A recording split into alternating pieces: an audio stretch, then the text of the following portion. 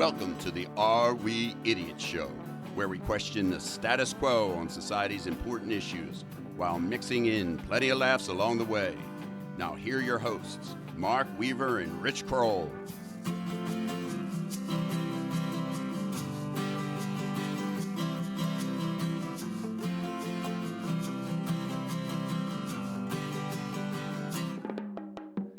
Hello again, everyone, and welcome to another edition of the Are We Idiots Show.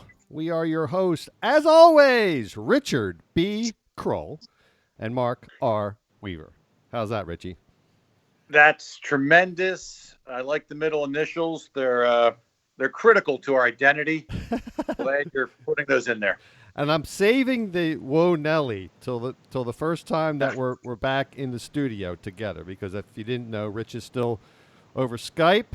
I am back in the studio. Last week I was Skype myself, but we prefer to do this within 5 or 6 feet of one another in our studio, but COVID is preventing that for right now. So I'll save the Whoa Nelly to the first time we're back together. How's that? That's going to get me very excited because it's my favorite opening of all time, and the hair, I actually don't have any hair on my head, but it stands up on the back of my neck thinking about you doing that next. And all we have to do is convince our wives that it's safe for us to be in the studio together, which it might be a big challenge on both of our fronts. That could be the bigger issue, yes. So, Richie, any words of wisdom or tip of the day? Maybe I should just settle on one, tip of the day or words of wisdom. I tend to say both each episode. Well, I don't want to confuse our global listeners with a tip and wisdom, because not many people give me any credit for having any wisdom. But as far as the tip of the day, here it is. So this is the time of year, at least in the Northeast, the Northwest, the North Midwest. People are exercising a lot, out and about, traveling to their vacation homes, family parties, coolers full of drinks and bottled water. Now, we all know the problem with plastic, the global pollution, and, millions of tons of plastic killing wildlife in the ocean and polluting our beautiful seascapes. But folks, and I drink a lot of bottled water during the summer, right? You bring it with you to the beach, right? It's convenient. To a workout, it's convenient. It's convenient, right? Right. But folks, there is a ton of bad info about plastic bottled water and even tap water unfiltered. There is so much junk in both, and depending on how long the water's been sitting in a bottle, you can start to then infiltrate the toxins within the plastic. Right. A lot of people in the know, in the science world, are calling it dead water, where obviously we're doing it to hydrate, but the negative effects of continued use of tap water and bottled water can have some pretty adverse effects. So, hey, I still do it.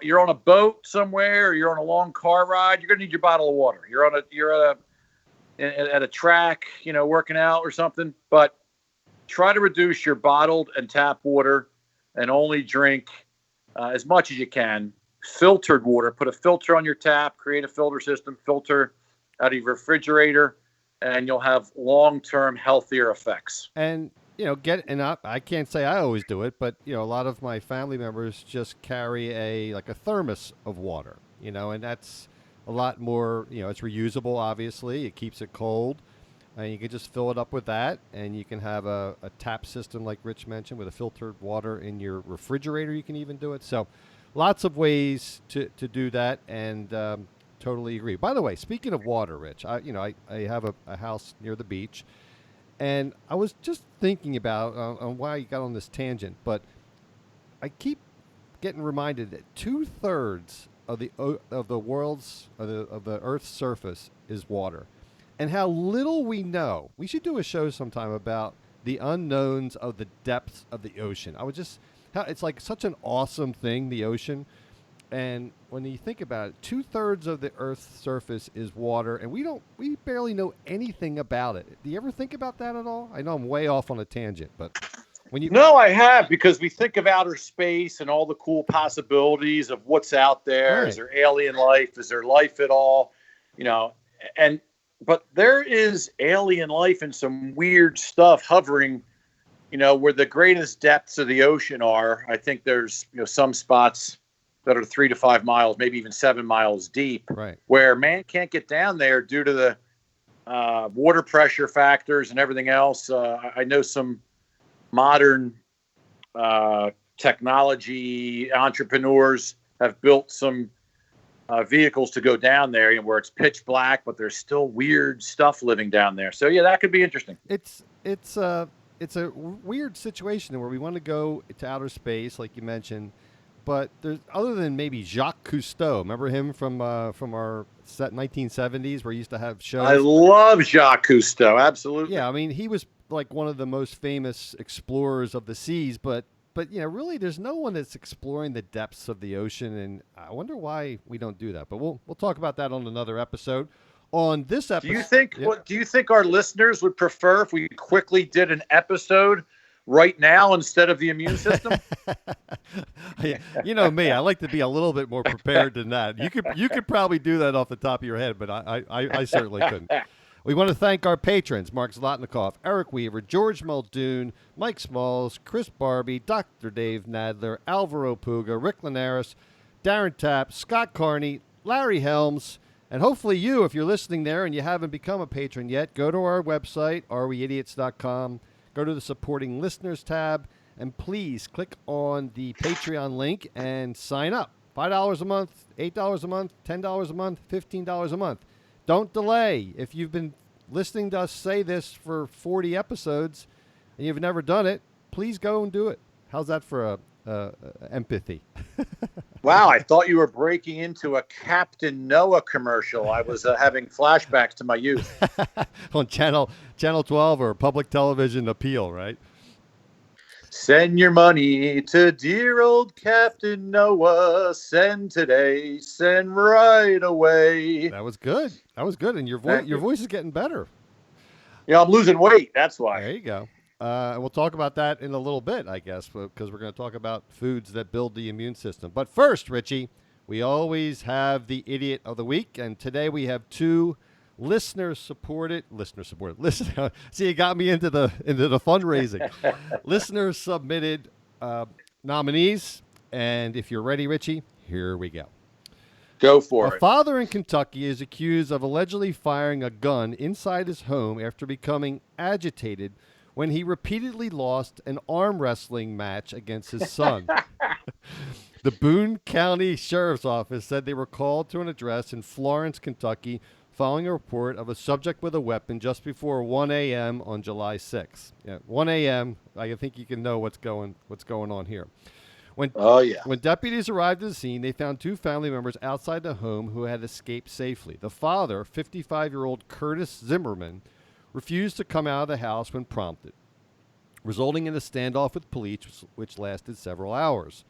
Deputies learned Zimmerman had been intoxicated, shocking, and had challenged his juvenile son to an arm wrestle. Police said that after the father lost multiple times, Zimmerman got angry and started fighting with his son. As the son tried to run up the stairs, Zimmerman allegedly fired 2 shots inside the home. Zimmerman claimed to deputies that he had only fired into the ceiling and that no one was injured. That's all he did. The age of the boy was not revealed. Following the 8-hour standoff at the home, Zimmerman surrendered to members of the Boone County Sheriff's SWAT team and the Florence Police Department without further incident. Yeah. SMH. I'm just shaking my head. I mean, hey, look, we all know Kurt was a bit of a stud in high school and junior high, and he could bench 150 pounds in 8th grade. We all know that about Kurt. But sometimes you got to give the baton to the youth that are coming up and are stronger than us. It reminds me, pretty funny story. So my nephew, Devin, studly dude, going into his senior year, football player, wrestler, 6'2", $185, leads the team in powerlifting. And his dad, Michael, we've had as a guest on the show for our conspiracy theory episode. He's a wiry, tough guy, and he does a lot of outside work, and he's strong as box of rocks. So Devin was getting a little cocky last year, sophomore, junior year, and he, in a tight battle, Michael, the father, took him down and won the arm wrestling. Nice. Now, Devin was really annoyed and pissed off, but he just fired a BB gun into the ceiling. No fight started or anything. So I understand how, that plays on your a man's ego. Rich, now you've worked with my son, who's 16. How long do you think it would take before he could beat me in an arm wrestle? Last year, a year ago, half a second. He's a strong kid. I've worked out with him, and I'm always impressed how Grant can go the extra rep, 2, 3, 4, 5. And there was a time where, I was doing a lot more than him. Now he's just as strong as me, and I would not want to arm wrestle your son. And with my biceps, the wet noodle, he put me down in about 1/2 of a second.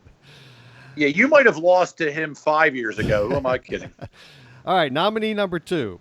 Oregon man driving stolen car crashes into woman driving another stolen car. A police chase in Oregon ended when a driver fleeing authorities in a stolen car crashed into a woman driving another stolen car. The debacle took place Monday when police responded to a report of a stolen Toyota Land Cruiser driving through downtown Newburgh. A pursuit ensued and lasted for several blocks until the driver crashed into another car near the intersection. Cops identified the driver of the first car as Randy Lee Cooper. After taking Cooper into custody, the police realized that the second car was also reported stolen in an unrelated crime 3 weeks ago. The driver of that car, Kirsten Begue, Begue. How do you pronounce that? Begue? Yeah. Was also found to be under the influence. Shocking. Cooper was charged with unauthorized use of a motor vehicle, attempting to elude police, assault, and reckless driving. So we have the unlikely scenario, Rich, of two stolen cars meeting at an intersection. What say you on these nominees? Well, I just want to give a shout out to Devin about the arm wrestling. He would win now. I mean, I don't know that I could beat him either. So both of our youth mentioned, Grant and Devin, would kick any of our butts in an arm wrestling. I don't think anybody would shoot anything. So 2 people under the influence, I mean, eventually, statistically, it's bound to happen, right? There's stolen cars all over the place. Just like a video game, they're bound to run into each other at some time. That's just hilarious, right? The cops got to break 2 arrests in one single crash scene. That's more funny. I'm going to have to give it to Kurt. And the famous line, I didn't shoot at anybody. I just shot into the ceiling. I don't know about you, Mark. In his own house.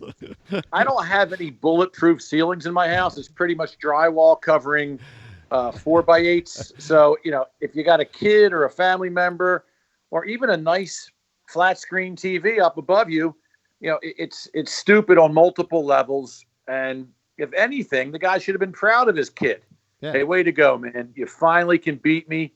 Let's get you involved in, on your football or wrestling team, whatever. So Kurt wins it hands down.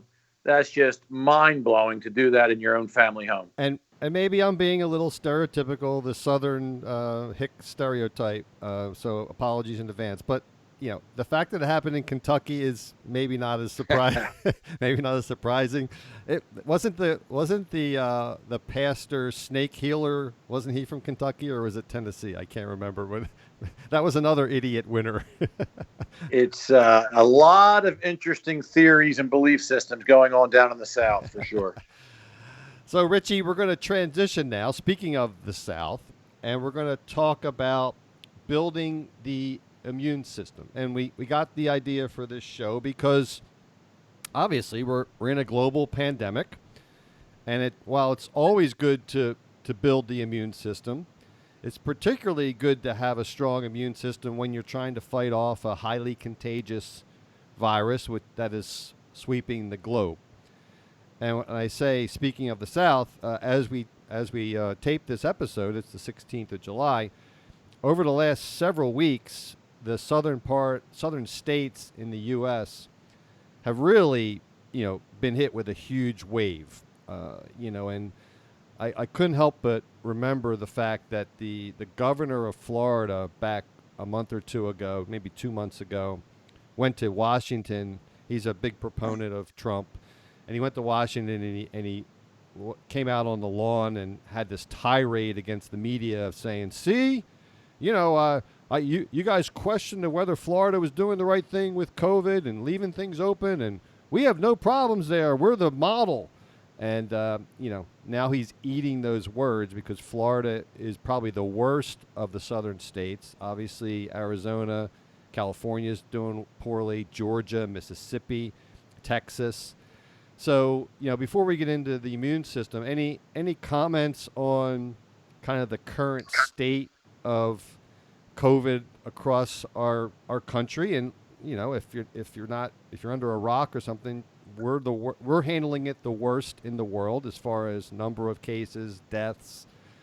I think we talked early on in one of the shows, Richie, that the nature of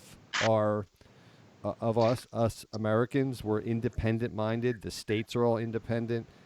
It's great in most cases from a liberty perspective, but it's really hard to corral us and get us to conform to government policy like other countries have done in fighting COVID. So it's kind of a mess right now. Any comments on, where you see this going over the next several months before we get into the immune system?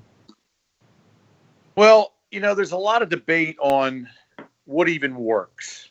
Is the novel coronavirus just a new virus that's going to win the battle no matter what it comes up against? Healthy people, herd immunity, vaccine. There's just so much we don't know, right? I'm still questioning herd immunity. I understand it as well as anyone, but now we're finding that people that get infected can get infected again. Normally, herd immunity is associated with, hey, you got it, you got the antibodies, you can fight it better. If you get it, you're not going to get it again, at least that year. But we're not so sure that's true. Yeah. There's nothing, sorry to interrupt, but there's nothing about this virus that has been around long enough that they can say pretty much anything definitively. They have hints, but you're right. The data is not there to make conclusive calls one way or the other. Yeah, and the other thing is, they're not even so sure a healthy immune system would prevent you getting coronavirus versus or making it less. I mean, they're trying to figure out why young people and healthy people aren't having symptoms. It's probably due to a healthy immune system, but they can't prove that, right? They can prove that vulnerable people, elderly people with less of an immune system, and people with underlying conditions, whether it's lungs from smoking or heart conditions or diabetes, are much more susceptible. And they're all conditions around that typically deplete the immune system. So That's even how we got to this show. We're thinking about, a strong immune system, no matter what people say, it's going to help. It can't hurt. Against all disease, right? But in particular against one that could be fatal, and so, yeah, that's, and then I'll also caveat this one last thing, and we've talked about this on our obesity show, which was really early on, and then we did a diet and exercise show, I guess, a year and a half ago or so, which we also talked about it. But the reality is that we don't have a healthcare system in this country. We have a disease treatment system. And medical doctors in medical school, they have 7 years of medical school between residency and what have you, they spend very little time on nutrition. Doctors, unless you're a nutritionist, really don't have a holistic, that's a good word, a holistic attitude towards your health. They know how to treat disease. We probably treat disease, and certainly the most serious diseases in this country, we probably have the best place in the world. If you have a really serious problem like cancer or brain surgery or whatever, transplants. I mean, we do all that very well, but we don't prevent disease well at all. So, I mean, that I don't know if that's going to change anytime soon, but it just speaks to the fact that you never heard Dr. Fauci or Dr. Burke or any of these people on the quote task force as we're dealing with COVID. They're never talking about how to build your immune system to try to fight this. I mean, it's been 5 months. They could have been telling people to be eating proper foods or exercising, but it's never discussed. And it's just emblematic of the fact that we treat disease, but we don't try to prevent healthcare problems. Well, that's, you raise a great point. One of my biggest problems with Western medicine is that our medical students, doctors, and healthcare communities are all trained to first treat symptoms with a drug and then treat symptoms that aren't reduced or go away with surgery. Right. There's a whole nother area of medicine, especially practiced in the East, around preventative medicine, holistic medicine, natural cures. And if you think about it, I'm a big believer in it. Everything we need to prevent most disease and problems exists naturally in plants, vegetables, fruits, trees. Yeah, it already exists. Right. Right. I mean, you think about cavemen. They do a lot of DNA testing now, and cavemen didn't have cancer, and they, I'm sure they were exercising every day, but they were eating naturally. So I don't understand. I know, I mean, you and I talked about this on a previous show, but big pharma, food industry, government, there's a lot of money and lobbyists behind not letting all this known, because there's billions and trillions of dollars that go into drugs and surgery and all sorts of post facto problems. Yeah, it's disgusting, and we've discussed that on other shows. So, but let's try to help, Richie, because, and I may offend some people here, but let's face it, Americans are fat. Not everyone listening to this show. Hopefully they aren't. But statistically, Americans are, about 40% of us are obese. It's about 70 million people, right? And there's a good portion of them that are categorized as morbidly obese, right? With a BMI, I forget the BMI barrier for that, but there's a lot of people that are morbidly obese. A lot of that has to do with diet. A lot of it has to do with a sedentary lifestyle. And even though I can't say definitively, but so far with COVID, the number one comorbidity of the people that have died is obesity. Now, of course, you could say that with a lot of diseases. Obesity causes a lot of problems, but specific to COVID, if you're obese, that's your highest chance of having it kill you.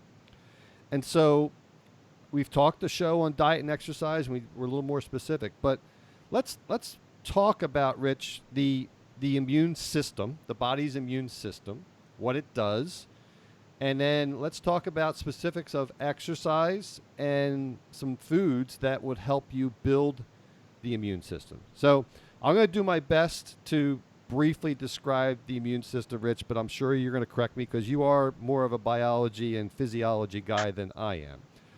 But, well, your light science background is really, you've taken it to the next level. So I'm going to hear you out on this. Soft science. I'm the soft science guy. Soft but science. The hard science, I know just enough to be dangerous. So the immune system is basically, how's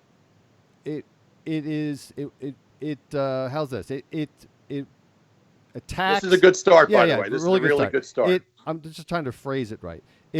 It recognizes what the body doesn't recognize, right? The immune system fights what the body doesn't recognize. A virus, it could be bacteria, but a virus is something that the body doesn't recognize as natural to the body. A virus will attach to cells. I think they're called receptors, if that's the right term. And then the body will remember that. These receptors will, the cells will remember that virus. And then once it comes back again, it'll know how to fight it, right? So the immune system is like constantly learning to learn how to defend, and it evolves. It's almost like AI for the body. And it like you said, it fights all kinds of bacteria, viruses, what have you. So is that the best way to describe it, Rich? I mean, I know there's white blood cells in there as well that fight the disease, but is that a general for the layman? Is that good enough, or do you want to add something to that? Gosh, I hope that's not the best explanation. But I prefaced it saying I'm a soft science guy. No, there's some solid facts in there, but for the layman, it's like this. Picture an old school battle, like World War II, or the old battles, English versus the French, or England versus Scotland. And you got 10,000 people coming over a hill, and they're the good guys. And you got 10,000 people coming over the other hill, and they're the bad guys. Well, if they're equal weapons, they're going to kind of cancel each other out. If one has better weapons or training, they're going to slowly kill more of the other army, and the next thing you know, there's more of the good guys or more of the bad guys, and then their clan. Are the bad guys antigens? Is that what is it, antigens? Is that the right? The bad guys would be the pathogens or the germs or the viruses that infiltrate the body, and they can come from many different sources. But you're right; these foreign bodies come in to our system, typically through the mouth or nose. Sometimes the eyes, sometimes through infection, cutting yourself or whatever. And these bad cells start replicating, right? They latch on to things, and there are entities within our bodies that help these things multiply. It could also be cancer cells too. I mean, it doesn't have to come in through an orifice. Well, but we're more focused on coronavirus, which is an outside element. So, these things start multiplying, and if left unchecked, they're like the army with the better weapons and training. They're just going to overtake certain organs in the body, whether it's your lungs or your lymph nodes or your kidneys or your heart. So that's a problem, right? There are some people with very compromised immune systems that are susceptible to dying quickly. Right. Now, the immune system creates all sorts of cool things like white blood cells and T cells and killer cells. And these guys, like you said, look for the bad guys.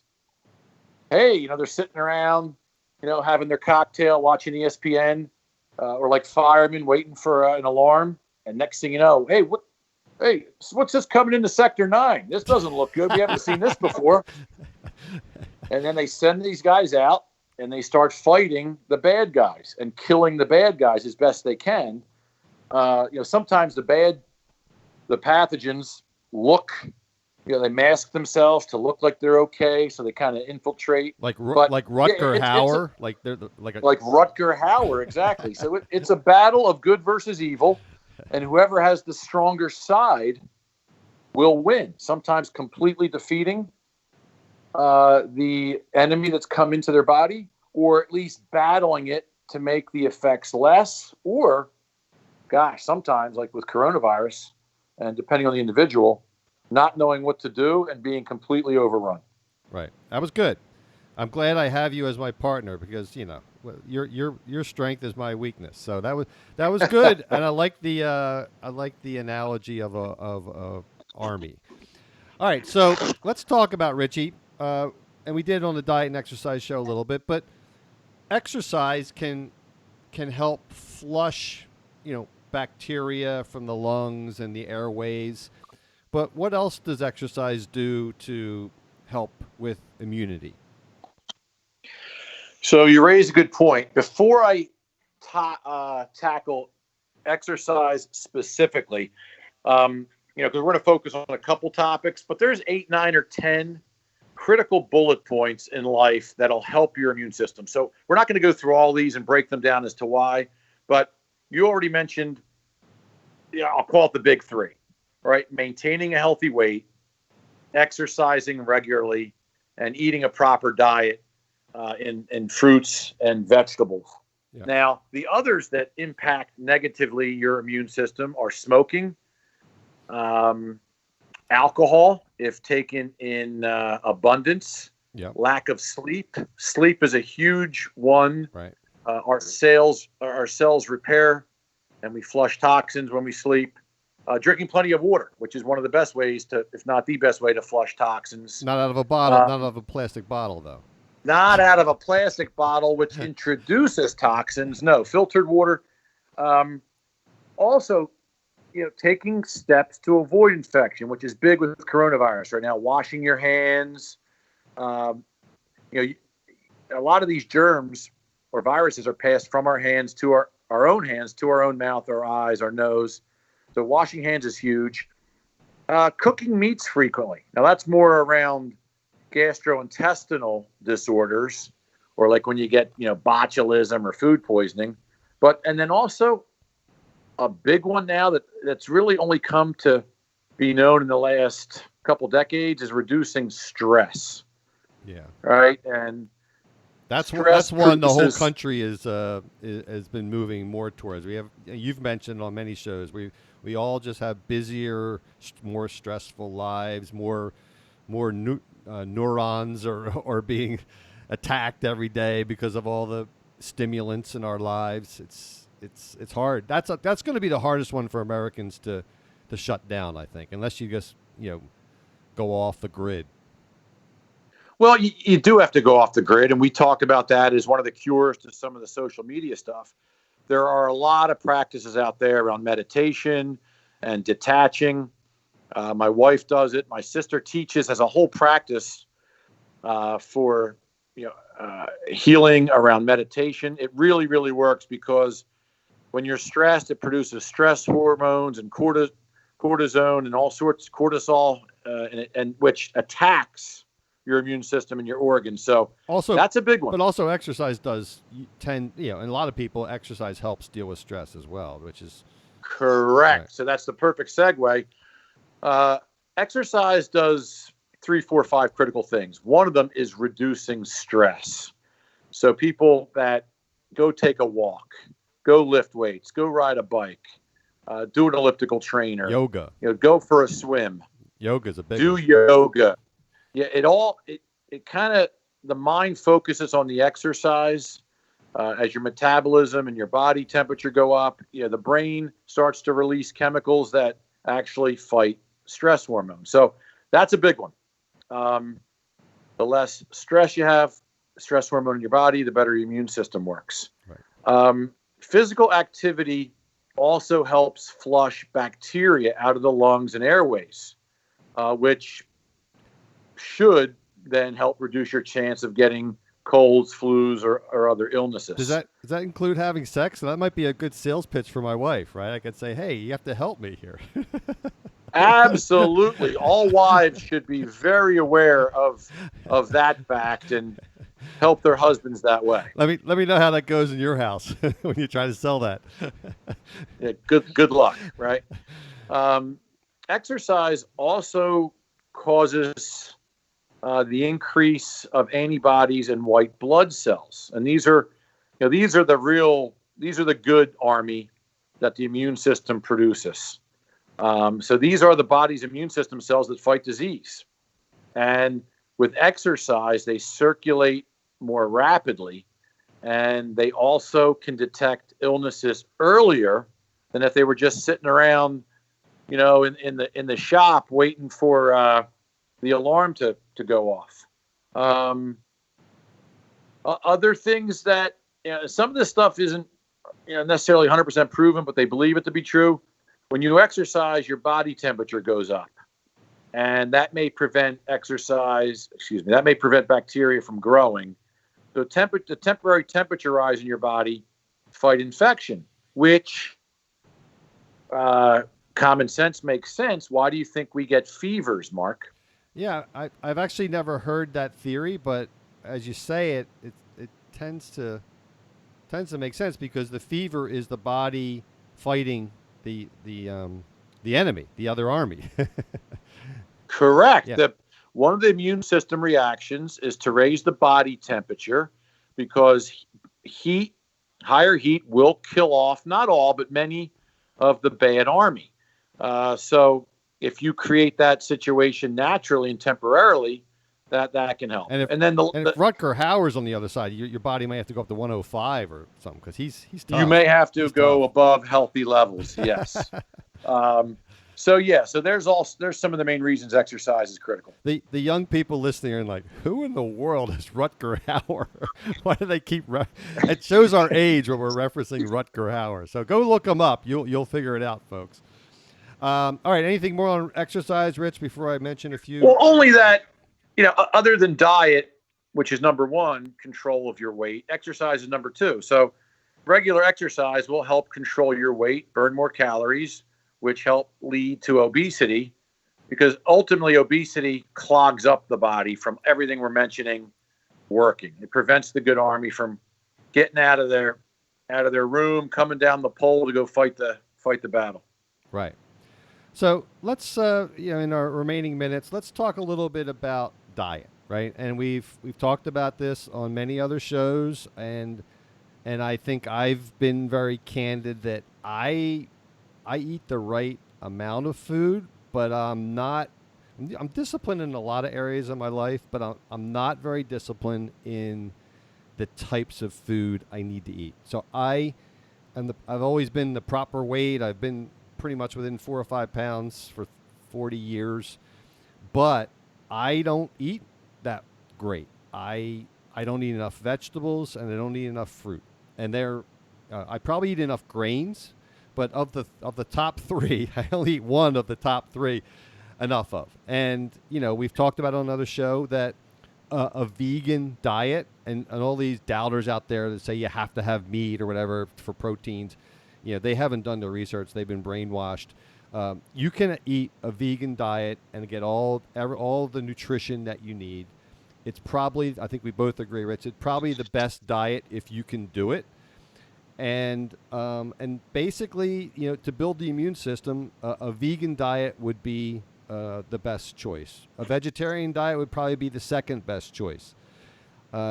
There's so many different foods that can help you build the immune system. I'll just mention a few of them, and then Richie, you can comment. But almost all citrus fruits for vitamin C, red bell peppers, broccoli, garlic, ginger, any kind of leafy green vegetable, they're great. Spinach, kale, collard, seaweed, almonds, acai, watermelon, mushrooms, elderberry, green tea, kiwi, papaya, pomegranates, miso. I love miso soup. Sweet potatoes, sunflower seeds, beets, tomatoes. I could go on and on and on. But generally speaking, if you want to build an immune system, you eat a lot of fruits, vegetables, and grains. And I got to do a better job. I'm speaking to myself about this, but I'm hoping that other people will listen and take heed, because I think really we talked about the animal agriculture business and the influence it has on the lobbying and the money. We may look back, it may not be in our lifetime, Rich, but maybe our kids will look back 50 years from now, and the way we treat animals may be the biggest scar on our generation. I mean, maybe abortion will be the biggest one, but certainly rated above animals. But the way we treat animals and the animal agriculture business and all the ramifications of that, of eating animal fats and animal products, I think that's going to be looked at in history as a really bad part of our history. No argument there. I mean, again, I'll go back to look at early man, caveman. The DNA testing shows they didn't have these diseases. They didn't have heart issues. They were not obese. They had no cancer. And they all lived off primarily a plant-based diet, right? Vegetables and fruits. Right. Think about it. They didn't know how to cook a mastodon or a pterodactyl or a rhinoceros or whatever. And meat became popular as the centuries went on with the elite and the rich that could afford it, right, and then cook it properly. And so meat, there's a lot of things in meat that is very difficult for the body to break down. And there's a lot of things in meat There's good things that are good for you from a protein, amino acid standpoint, but there's more problems in, say, red meat. And when we talk about meat, I'm talking about red meat, right? I mean, but there's chicken and pork. It's still bad. It's degrees of bad. But people think of meat also as a fish. Yeah. You think of a flesh. Fish is mostly good for you. But we're talking about, we'll call it red meat. So So then, if you look at how this follows, if we do all agree, and there's no argument, a vegan diet or vegetarian diet next is best for you. Why is that? Well, it's simple. If you look at the nutrition that's in fruits and vegetables, it breaks down to what are the nutrients, what are the micronutrients. We're also talking about herbs and spices as well. There are components and chemicals that help your organs, right? And when talking about just a healthy diet, this is what you're supposed to eat for a healthy diet. The natural flow from that is it impacts your immune system positively. So, if you look at, you had mentioned citrus fruits, right? Loaded with vitamin C. Other leafy green vegetables loaded with B vitamins. You look at other, there's micronutrients. You may not get, I'm not going to list everything by example, but there's vitamin A, vitamin D. Vitamin D is helpful for a lot of our immune system. We get that one way naturally is through the sun, but not too much sun, right? But there's zinc, there's selenium, there's iron, copper, folic acid. All of which you can get naturally through these foods. All naturally. I've been doing a lot of spices. We had mentioned on one of the shows a immune system and metabolism boosting cocktail, which involved apple cider vinegar, natural lemon juice, cinnamon, ginger. What else was? There's several other things in there. Eye of newt. Eye of newt. Witch's toenail. That's from a Munsters reference, by the way, for another old head reference. Yeah, but there, turmeric is tremendous. Ginger, cinnamon, red cayenne pepper is great. Coconut oil. There's so many things that literally can replace common medicines, right? And a lot of our medicine comes from these things, and a lot of our pharmaceutical products comes from these natural. So what does that tell you? But a healthy diet with all these nutrients do help solidify a solid immune system. Yeah, and it's almost as if, the reality is that if you're eating other things, and, whether it's junk food or chicken or pork or red meat or whatever, it's really keeping you from getting enough of the other things because your body only eats so much food before it gets full. So it's really the amount of these good foods that you have to eat is really the key. It's not that you can't have some meat once in a while or what have you. As long as you're getting the proper quantities of the good stuff, you should be fine. And I would just say, Rich, because you and I did this many years ago when we were coaching together, we challenged each other to only have bread once a week, right? Our Sunday was our cheat day. And I think we did it for most of the basketball season, so it's like 3 months or so. But, and I eat too much bread, too much carbs as well. But I think I'm going to maybe challenge myself to set certain days of the week where I need to just have a vegetarian or vegan diet. I think I need that discipline to kind of say, okay, I'm not going to do it on this day, or whatever. So to our listeners out there, it's hard to eat vegan. I'll be the first to admit. Several members of my family are vegan and vegetarian. My wife's been a vegetarian for almost 35 years.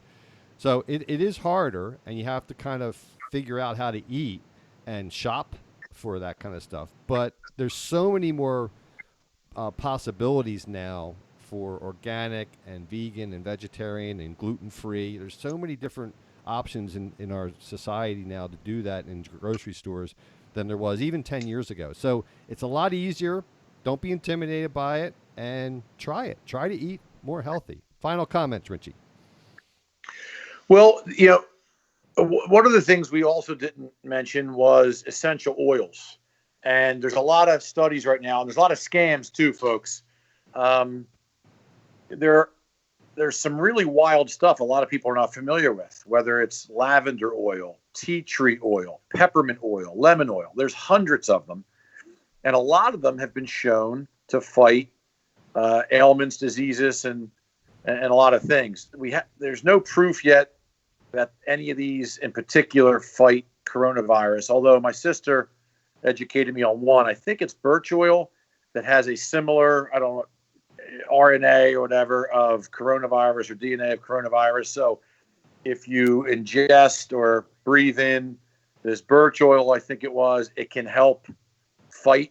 So when if coronavirus were to enter your body, then your white blood cells might recognize this. So not proven yet, but a lot of these oils absolutely help maintain a healthy immune system. So the one thing I do want to mention, sure, is there's a fallacy with the word boost your immune system, right? As if to say you can take a depleted immune system and boost it.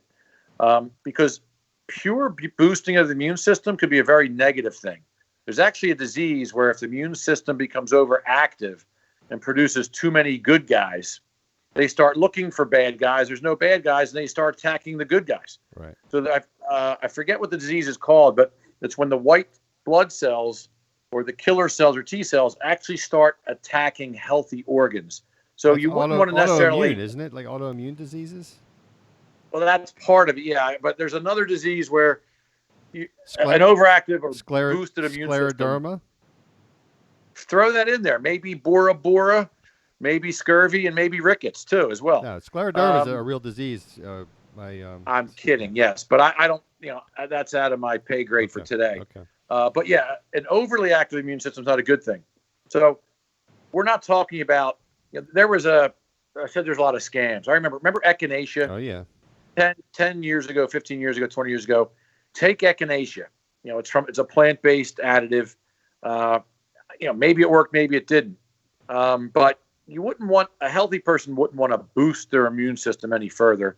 You want to maintain a healthy immune system or get your immune system back on track if it's been depleted by obesity, bad diet, smoking cigarettes, drinking too much alcohol, et cetera, et cetera. So, folks, why not fight coronavirus potentially with a healthy immune system? Why are young people not getting it? Why are young people not getting, for the most part, 99.8% not getting symptoms, even if they have it?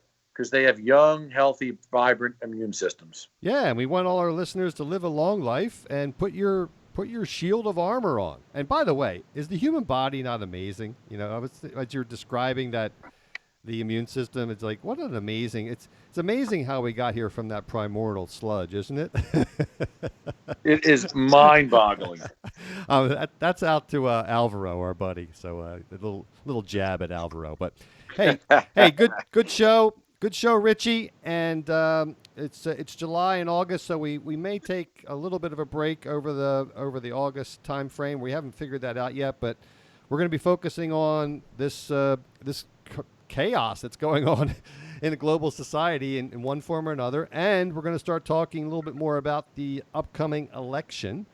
As right now, as we tape this, Biden has in the real clear polls, which is the amalgamation of all the polls, he's up about 12 points or a little bit more on Trump, but who knows in the swing states what's that going to mean. So we're going to have a show coming up talking about that.